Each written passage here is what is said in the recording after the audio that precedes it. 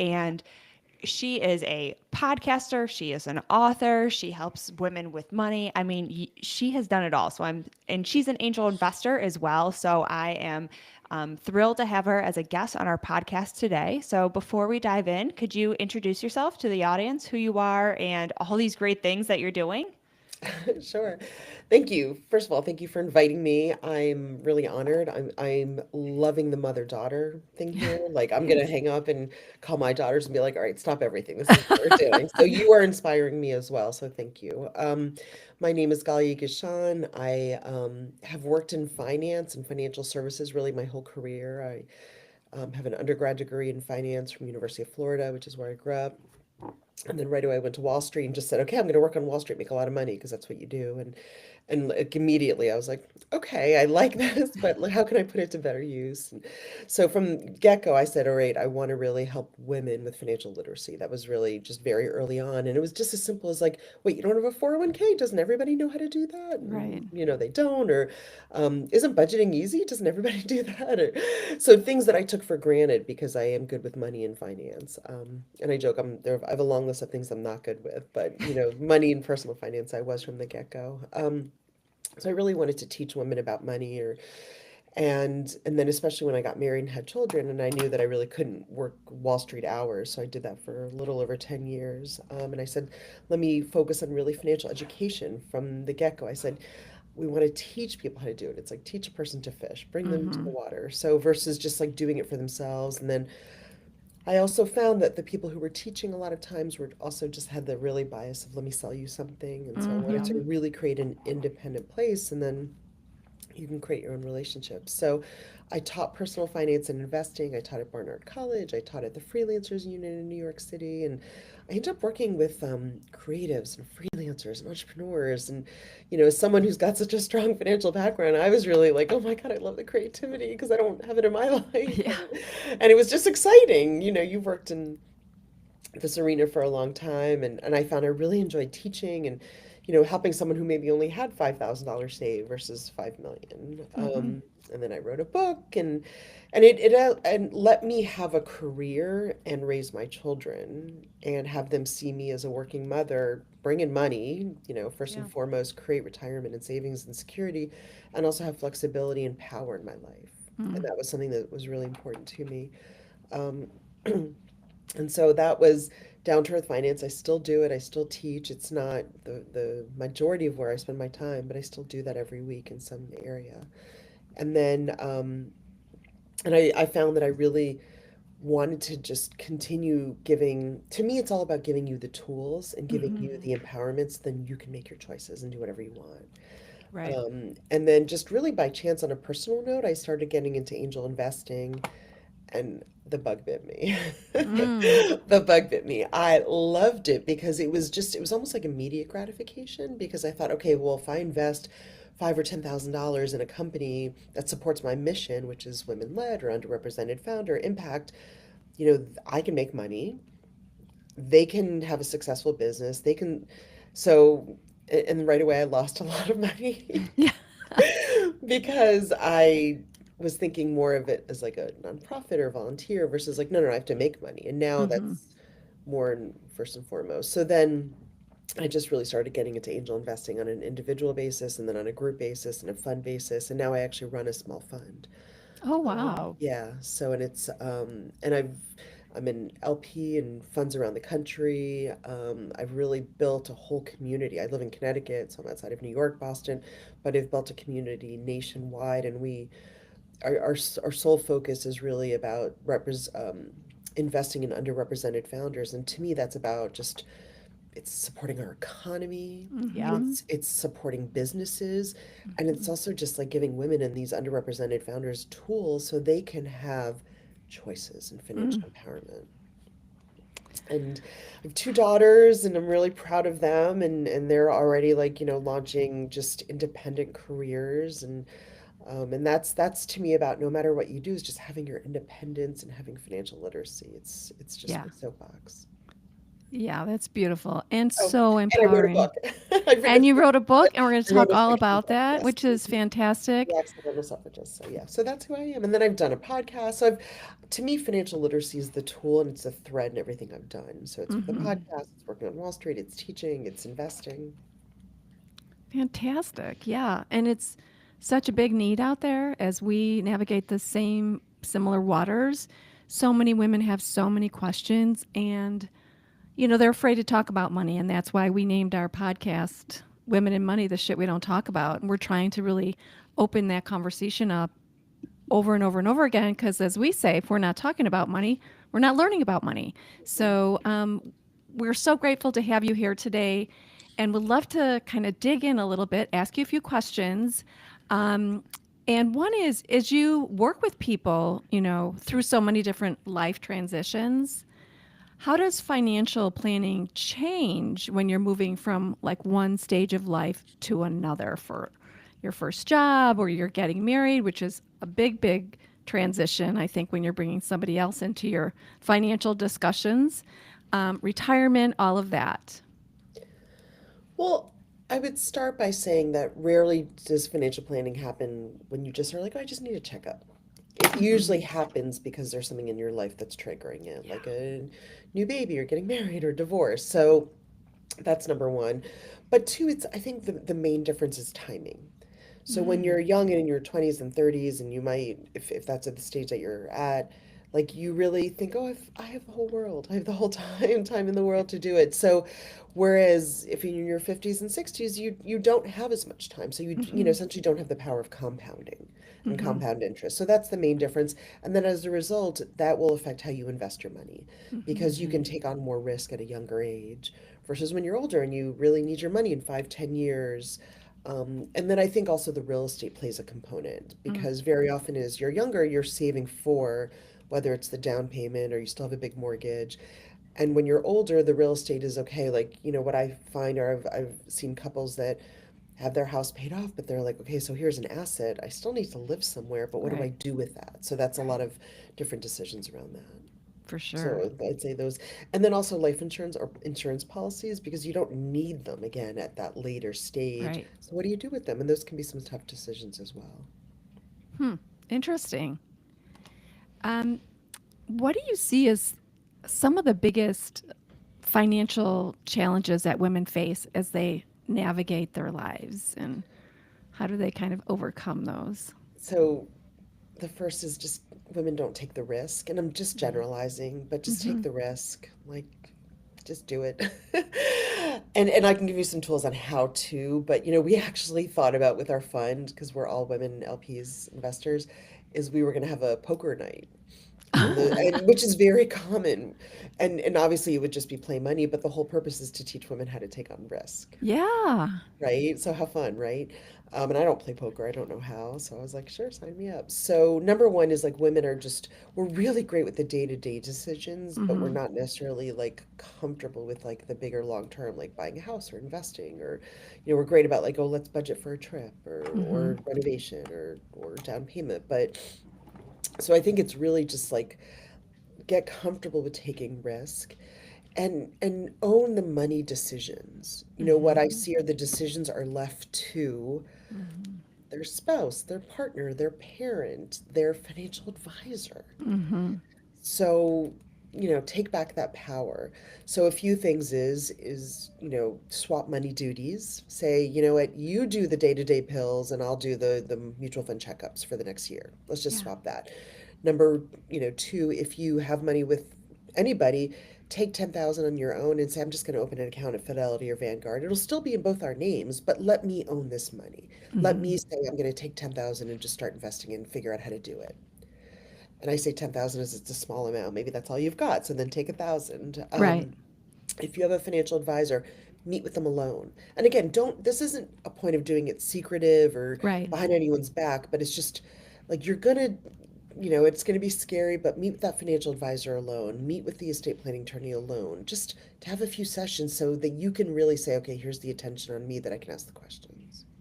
That's such an excellent idea, because the number one thing women told us is that when they meet with their financial advisor doesn't even look at them. then find somebody new. Yeah, There's some find great somebody financial new. advisors. I'm sorry.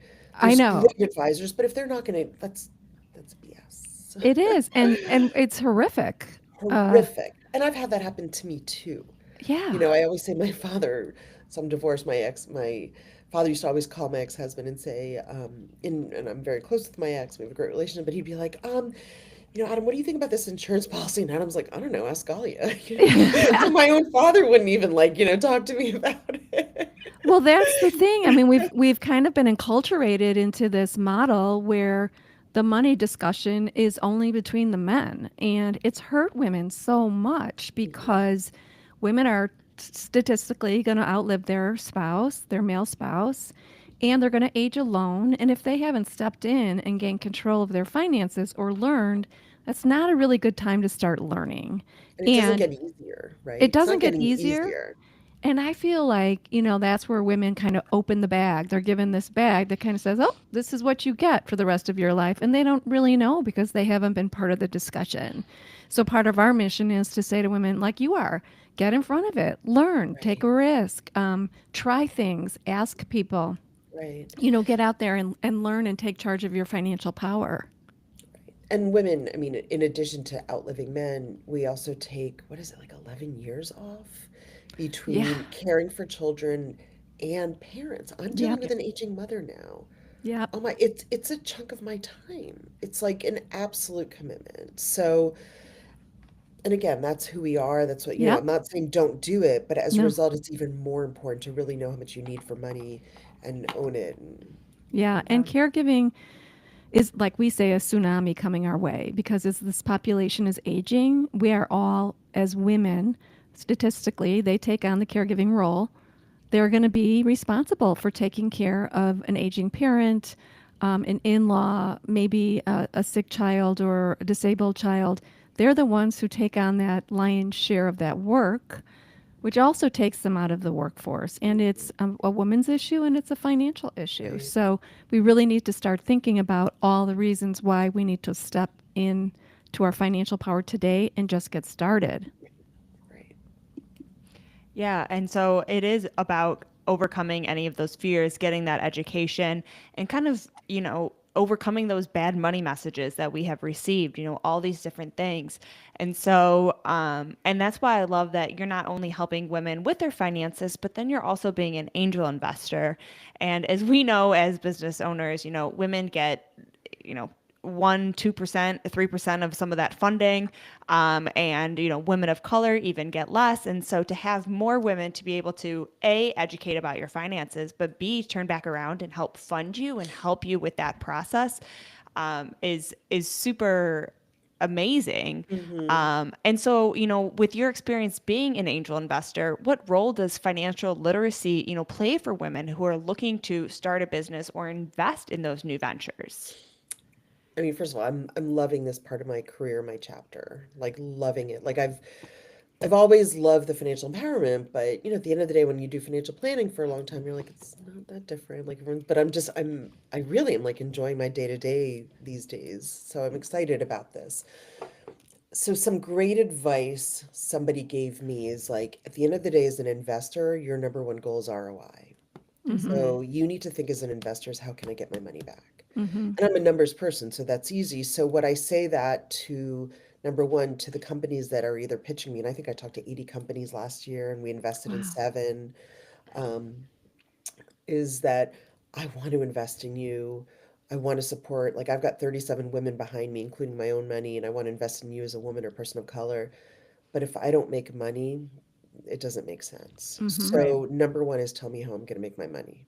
So Mm-hmm. just number one, tell me how I'm going to get my money back as an investor in 5, 7 years, 5 times return, blah, blah, blah. So that's number one. Like they should be doing that, but if they're not, I'm telling them to tell me right away because I'm a Yep. fiduciary. And if I don't get my money back, it perpetuates the system. And it's even more like, oh, see, the woman-owned businesses can't do it. Right. So Yeah. don't think of me as a woman, think of me as an investor. And tell everybody else. So that's number one. And number two, own your numbers. So if I say to you, when are you going to break even? What is your cash flow? Like how much is, what is your monthly runway? Like very basic fundamental numbers for a startup, own that. Don't say, oh, let me talk to my partner, or let me talk to the Yeah. CFO, or let me talk to the bookkeeper. No, no, no, own it. Even if you're not the financial person, to own the numbers. And Hmm. I would say that's a little bit the difference between the successful startups and the non, is not owning the numbers. Get to know your P&L, and L, and it changes. It's, I mean, look, for a startup, it's a forecast, it's a Yeah. projected, like, Hmm. but own it. Just say, you know what, we've got this probability, da da da. Like, and I have seen a lot of non-financial people get comfortable with that. Hmm. So what was interesting, I think what has been, so those are just the two things, ROI and own the numbers. And they're just, that's, someone else said this to me, and it was actually from an Harvard Business School angel group. And I thought this was really helpful, so I'm giving them credit, is so if you have your pitch deck, which has like 10, 12 slides, let there be a number with each slide. So if the Mm. first is, what is the problem? The problem is 20 million people in this don't eat gluten. I'm just making it up. Yeah. But that's a number now. So, we want to go to 3,000 stores. Like, put a number with each slide. I don't know. So I thought that always struck a chord with me. And then the last thing that I would say about this is just the numbers, and is what I found is the first part of like my angel investing career is I was like, oh, let me just try to convince men, the VC firms, the angel firms, to invest in the women. And that wasn't working so well. So we were like, okay, let's get more women on the cap table, which means like get more women investors. So now it's really like, let's raise these funds where women are the investors, because we're going to invest in what we know, what we like. Yep. Right. So Yeah, we always talk about, us spending our money is kind of voting with our dollars, or, putting our money where our mouth is, which is really what you're doing. You're turning back around and putting that money in women-owned business and businesses of women of color. But you are so right about owning those numbers. And sometimes, I know I keep relating back to Shark Tank on some of these episodes, but when you watch that, and it seems yeah, sometimes they're really trying to cut to the chase. But right, it's like, if you don't know the numbers, if this was your money, anytime you invest money, you're asking, why am I putting it in the stock market? What do I expect to get back? right, So it's a very common question that you have to be very clear to explain. And as business owners, we also have that experience of, you're so in your business. So you really have to make sure it makes sense to the person who doesn't know your business, right. and you can really explain that model or that income process, because you're so steeped in it. Of course, you know how that's going to work, but you have to learn how to convey that to somebody else, which sometimes can be the hardest part as well. Yeah, yeah, Yeah. absolutely. Awesome. Mm-hmm. And this podcast, we're going to be sharing it during Women's History Month, which is a Love big it. month for us in March. It's kind of sweet and sour, right? I mean, we're celebrating it, but is there a lot to to really be celebrated? I mean, it's kind of a double-edged sword, but what role do you see financial empowerment playing in the broader movement of women's rights and equalities? Oh my gosh, it is just a cornerstone. It is a foundation. It's a little bit what I started with, is that we just want to give women choices Hmm. Yes. so they can choose to do what they want with their life, take the job they want versus a necessity, live in an area that may be good for their children versus of what they can afford. Like, if they're in an unhappy situation, leave it. Like, so it's, and unfortunately, money is the first part there. Like, you It can't is. do Right. any of those things without money. So there's obviously, it's like Maslow's hierarchy of needs, and like Mhm. happiness is the last one. So, but if you have financial security and empowerment, you can make those choices for you in your life. So, and the choices around equality and getting paid, and being in a situation like, if this job sucks because they're not giving me the promotion, and fine, then I'll find another job, or I will start my own business. And I can only do those things if I have financial security, or if I know, that's to me how it's really paired. And I don't know if I should mention this on the podcast so you can like delete it out, but I've been I've read the book Let Them Mhm. recently, the Mel Mhm. Robbins book, and it's like, and the chapter on work, and obviously I haven't worked in corporate America for a long time, but it's like, if this job isn't working, let them not promote me and all this, but then let me find a new job or find a business. Or so that's how I look at. But again, if you don't have the financial security, if you don't have the empowerment, you can't do those things. Yeah. Exactly. It's all about the financial foundation gives you choices. Right. so you're not stuck. And we just spoke with a lovely woman who, suffered so much abuse in her life, financial abuse included. And if you don't tuck away that $5 a paycheck, whatever it might be, $20 here and there, uh, going to the grocery store and buying yourself a $20 gift card for when you might need it for yourself. I mean, if you're in an abusive situation, or just when you're out there earning your fair share, tucking away that money for your future. Your future self will thank you, because it's not if it happens, it's when it happens. Right. Something's going to happen. Right. So we heed that message all the time. You need to get some money of your own and have it in a place that's safe and secure that you can access, because you will need it at some point. You will. You will. And maybe you don't need it, and then great, you take a fantastic Yeah. vacation. But you Yeah. will need it. You will. We all do. Yeah. And to Hmm. kind of piggyback into choices, especially during Women's History Month, I love to recognize the fact that now we do have some choices. As before, we didn't have the choice to get a credit card because we weren't allowed to do it, or we didn't have the choice to invest in real estate because that wasn't allowed either. Right. And so not only are we educated about these choices, but other women have fought for us to get these choices. Right. And we have to be able to honor that and take advantage of that and not just let that slide, but give thanks, I think, as well for that opportunity that Absolutely. has been presented to us. Absolutely. No, it's a great point. And so, if there are women out there who are navigating a divorce, what are some of the most important financial aspects they should be aware of, especially when it comes to equality, compensation, or retirement savings, all those different aspects? Well, it's a little bit what we were talking about before, is that on the whole, women don't make as much because they've taken time off for childcare or for, aging parents. So just make, really, really be clear on what you need for retirement. So Mm-hmm. it's not 50-50, unfortunately, because you might not have the earning power now that you're divorced because you took some time off, or you worked less, or you worked part-time, and no judgment there. So just, if you're going to need $100,000 a year in retirement, make sure, work backwards, get the financial calculators, work with the financial planner who can say this is really the pot of money that you're going to need to have the retirement that you might have had if you were Mm-hmm. married. And you're going to have to catch up. So again, it shouldn't be 50-50 from that standpoint. And then with child support, oh my goodness, like if the money is there, if it's not there, it's not there. There's nothing you can do. But I'm divorced. I've had two children, and it's like things cost more than you think they do. Yes. Yeah. Mm-hmm. And you want to save for college, but I mean, you also want to save for yourself for retirement. So just assume you're gonna need more. And the other thing is, like, if you have to go back to work because you're getting divorced, which is common as well, like you now have a childcare issue, an Mm-hmm. option, which, so again, how are you going to pay? And I think people just don't regard that, and I've worked with clients that are going through a divorce, and you get that spreadsheet from like the lawyer or the mediator, and it's like 4 pages, like fine print, and you're just like overwhelmed with it. And so, so, get the support around that. Um, I would say that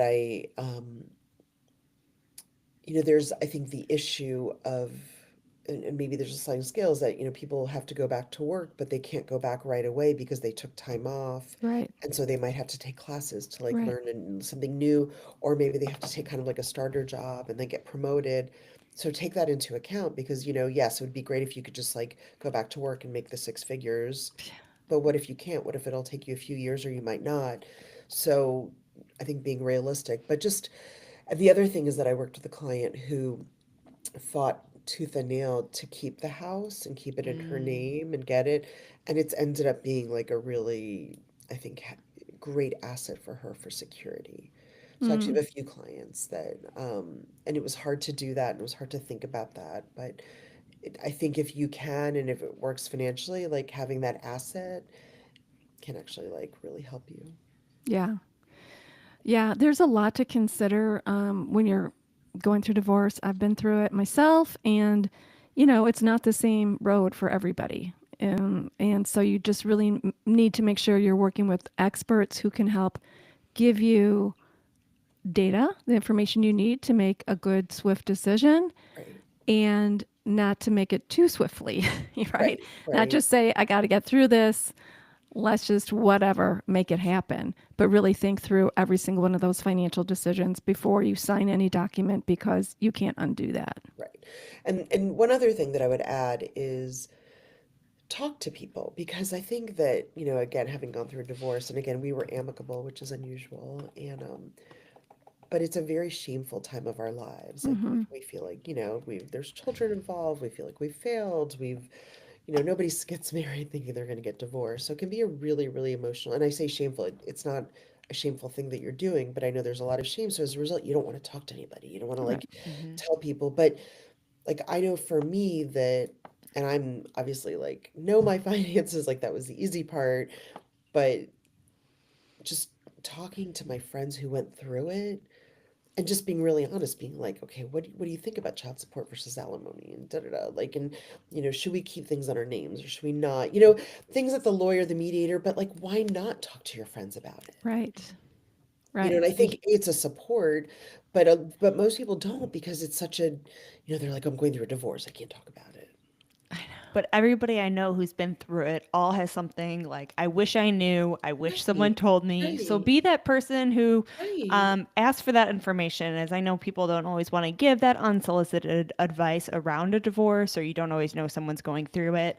But I'm sure, if you ask for it, other people do have those right, great tips, because 50% of people have gone through this, right, and so many I talk to say, I wish I knew, and there's something else right, in that blank. right, So we do have to have these open conversations, right. and that's why we have to keep talking about these things. Well, and it's back to the first step is women don't talk about money.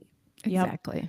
And this isn't like a moaning, complaining session. This is like, hey, I'm getting divorced. How can I make sure that I'm getting the best thing that I can get? Like, I don't Hmm. want to Right. trash my partner or my ex. This isn't the goal of that. This Hmm. is really like, it's going to be a freaking big life changer. Forget about the emotional stuff, but how can I make sure, or why are we not talking about money? Like, oh my gosh, I listened to this great podcast. Like, let's Yeah. do this. Here's the action item we should take. Yeah. Let's open the mutual fund. Let's have a dinner where we invite three friends and say, hey, what did you do? Or Yeah. Hmm. or just let's learn about I don't know, just I'm a big action step person, so Yeah. I love that. And we love to get women in community, as we are here at Purse Strings, to start talking about money and having those exact conversations. So, right, but exactly. Galia, tell us now about your book. We want to hear about it. So I moved from New York City to Connecticut about 10 years ago, and I personally was just really lost. I was just it was like kids and PTA and Yeah. all those great things, and I just was like, okay, I love my kids, but so the town that I live in actually has some really great writers, and so oops, there goes my light, it just stopped working, my backlight, so hopefully it's not too bad Looks here. good. Okay. Anyway, long story short, there's a lot of writer studios in the town that I live in Connecticut, and I wrote research. I wrote Wall Street research for 10 Mm. years. So, and I love to read. I've always been an avid fiction reader. So I really just started taking these classes just to have like an interest that wasn't work or kids or Yeah. just to meet some new people in my community. And, it did take us 7 years, but I'm very goal oriented. And I was always passionate about historical fiction and the suffragist and initially Susan B. Anthony. And then I just started writing this book, and really the time period that stood out was the last part, which is 1910, 12 to 1919. Yeah. And so much happened in that short period of time versus the decades before. And I don't know, it just the book, I wrote, I rewrote, I worked, and I truthfully I go to class every week. I'm finishing my second novel now. Wow. It's completely different, but yeah, it's been a great outlet. It's been a great place for me to meet new people. I'm now on the board now actually of my writers workshop. So and then I ended up getting an agent and I got a publisher, which Nice. it wasn't a big publisher, but I did get it published, and it definitely sold like a few thousand copies, and it got turned into an audiobook, and So, so what's the name of it? so it's called The Accidental Suffragist, and it's Ooh. a fictional book. So the main character is fictional. She's Helen Fox, and she comes from a very poor working class background. And she accidentally gets involved in the suffragist movement, which were mostly upper class wealthy women. So that's why it's called Accidentally. I And love there's a it. reason why she gets involved, which you'll find out soon enough in the chapters. So it's a class issue because she had to work and she had Hmm. kids living in the tenement projects. Hmm. There's a lot of these women like You know, and we were lucky. It's kind of what you were saying, Maggie, that we're lucky that we can open a credit card and things like that. So we're lucky that the wealthy women were able to Yeah. dedicate their lives, but there was a huge class issue there. Um, so, it's her personal struggle, it's class struggle, and then it just tells a story. Like, here I am, I'm an educated woman, I have an MBA. I didn't know any of this stuff, right? Yeah. I I didn't know know. anything about the suffragist movement and the fight to get the equal voting. Like, I did not know any of it. It's not taught in school. It's not taught in I colleges. Like, unless you're a know. women's studies major, which is great, but I wasn't. I was a finance major. I Right. was an accounting major. Like, and then I And got that. you should have still learned about it. It has everything to do with Oh. that. So, I mean, to me, the historical, like, the ending part is a true story where they end up going to prison, and this like horrible things happen in the prison, and it's true. Like, it's historical. So, um, it was just really fun for me to write. It was educational. It was interesting. It was fascinating, and yeah, so I really loved Fantastic. it. Yeah, and so now I have an outlet of writing, which I has become, especially as my kids got older and now like they've left the house. So I love my writing. Like when I go on vacation or I travel, I bring my iPad with me. I write on the train to New York City. And I write every week. I go to class every week. Wonderful. I Well, then think that's it's just a perfect book to drop and to share during Women's History Month. That's perfect. Yes, thank I you. think it's also so inspirational that you leaned in and followed what you like to do. You took that time out for yourself. So many of us don't kind of put that aside as we put everyone else first. But you did really lean into that passion. And so many people would be like, writing a book is silly. I'm never going to get there. It took 7 years. Can you believe that? It's like, no, I got it done. I did it. And I stuck through it. And I have this great outlet now. And so I think it's so important just to follow that gut calling that we have and be willing to invest that time or money into ourselves rather paying for the course or just showing up. Right. It's just such an inspiration to really follow that calling that comes, and otherwise you wouldn't have been able to put out this amazing work into the world and spread this message even more. So I think that's so inspirational to kind of really follow that path. And I will say that I think with money, there's the lesson is goes across that because we're not meant to do this alone. Yeah. Right? So I don't think I would have written this book if I wasn't taking the classes at the Hmm. workshop. So if you're listening to this podcast and you're like, yes, I want to do those things, find a friend, take a class. Like, we're not meant to like sit in a vacuum and do these things alone. So it's why classes work, or personal trainers or Yep. coaches, or I mean, I'm a big fan of all that support. So Yeah. I wrote the book definitely because of the workshop. And if you're really like listening to this and you're like, I need to do these things, find an independent financial planner. Like, there's Hmm. things that you can do, but don't do it alone. We're not meant to Right. do it alone. Right. Well, we're big into community. That's what we're all about. Yes. So I love it. We have one final question for you, and that's what does financial freedom look like to you? That was the funnest one to answer. Traveling. I love to travel. I've always Okay. loved it, and so it's traveling with my loved ones and creating memories with my children. I have a partner, my close friends that are like family. So just um, this year, I think I'm going to like 4 countries. Last year, I went to 3 countries. I love traveling, and I want to, if I have really close friends or family that can't afford it, I want to be able to take them with me. And I want to have a home that I can host people and host my children. Mm. Mm. So, those are 2 things. So really like fostering those memories. I love that. Yeah, it's all about making those memories and bringing around those people that you love, which you can really see, in your values there, and really emphasizing that. So that's a great definition to me of financial freedom. Yeah. hmm And then Well, spa too. I'll throw in a spa in you there. could throw in the spa. Massages, saunas, cold You're, s- plunges. Bring you're bring them speaking my on. language. In Iceland, that was when I went to Iceland. They have these, if you haven't Oh, traveled to Iceland, they have these springs like the Blue Lagoon, Mm. and they're just, I mean, that is like perfect there because it's hot, it's cold, it's beautiful, it's natural, it's outdoors, but it's yeah. So anyway. Sounds wonderful. Yes. We want to thank you for coming on and sharing your expertise and your stories. I think it's inspiring for so many, but you also have so much great information in here to share as well. So we're going to make sure we have all your links in the show notes, as well as that link to the Accidental Suffragist. And then when is your new book coming out? Do we have a release date yet? No, Okay. thank you. I'm finishing the draft, and I have a publisher who's interested, but they haven't signed they haven't signed on yet. So Well, then we're going to send good vibes yeah, and can't wait to hear more yeah. good It news only took me later. 3 years to write the second one. Wow. Time's going to pass either way, Yes, right? yeah, It's a great exactly. timing. Yeah, and I mean, look, I am goal oriented, but to be honest, like I love just like writing it and sharing it, and I'm Yeah. workshopping it. You know, when I say sharing it like that, I'm just, that's Enjoy the process. yeah. No, I have really enjoyed that. You have to, otherwise, it's if you're not enjoying it, don't do it, right? Exactly. Yeah. Yeah. Well, thank you. Awesome. I'm so, and like I said, I'm inspired that the two of you are doing this together. You're doing this as mother-daughter, and then obviously just continuing to really spread the message of financial empowerment and literacy. Thank Yeah, you. this has been so much fun. Thank you for coming on today, and we'll be in touch soon. So Sounds until great. then, everyone, be financially fearless. Yes. All right, talk to everyone soon. Thank you. Thank Bye. you. Bye. Awesome. Great. Fantastic. Thank you. No,